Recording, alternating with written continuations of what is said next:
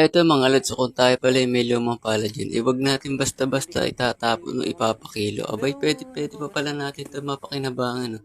Panoorin lang natin tong idea yung gagawin ni Kuya at baka sakaling magustuhan natin ay pwede natin itong gayahin. No? Ayos na ayos to para sa may mga mahilig maghalaman dyan o nagpa-farming. Ay ba, napakagandang idea nito. Panoorin natin hanggang dulo at nang may matutunan din tayo. Baka sakaling i-apply natin sa mga sarili natin. Ginawa lang dito ni Kuya, itinabas niya yung gitna. Tinira niya ito kabilang dulo. Tapos, bilugan niya nito siguro o bubutasan niya. O, binutasan niya nga niya mga idol. Gamit lamang ang barina. Tapos, ano pa nga kayang susunod yung gagawin dito?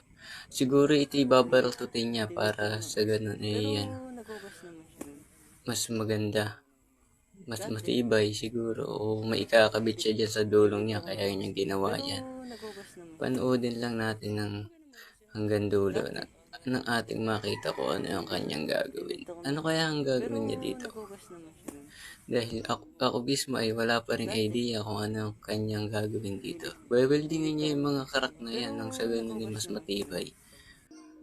Tapos kumuha siya dito ng kaperasong strap na lagari o sa ano ng mga ano to, yung bansuhan, yung baka ng kahoy. Tapos pinutol niya to sa tamang sukat na gusto niya at binigyan niya ng lam. Parang may naisip na akong idea sa gagawin ni Kuya dito. Abay, napakaganda wari ko nito. May talim na tinaliman niya din yung ilalim ng o ibabaw ng lagari. Abay, napakagandang idea nito. Wari ko ito ikakabit niya dun sa palang ginawa niya kanina. Ayun na nga guys, kakabit niya na nga. Parang pang ano siguro ng damo to, pantabas at pangkalikay. Abay, ayos na ayos ang idea to para sa may mga maghahalaman natin dyan. O, pwede natin itong gayahin. O. At pakinabang pa yung lumang pala natin. Ang galing naman ang idea ni Kuya.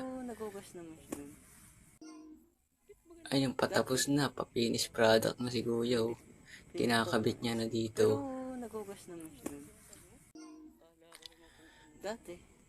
Bay, para sa mahilig maghalaman dyan, eto na, gayahin nyo na, Hindi na kayo may payuko-yuko pa pag magkatatabas ng damo. Instant ano pa, kalaykay pa. Napakahusay ng ginawa ni Kuya dito.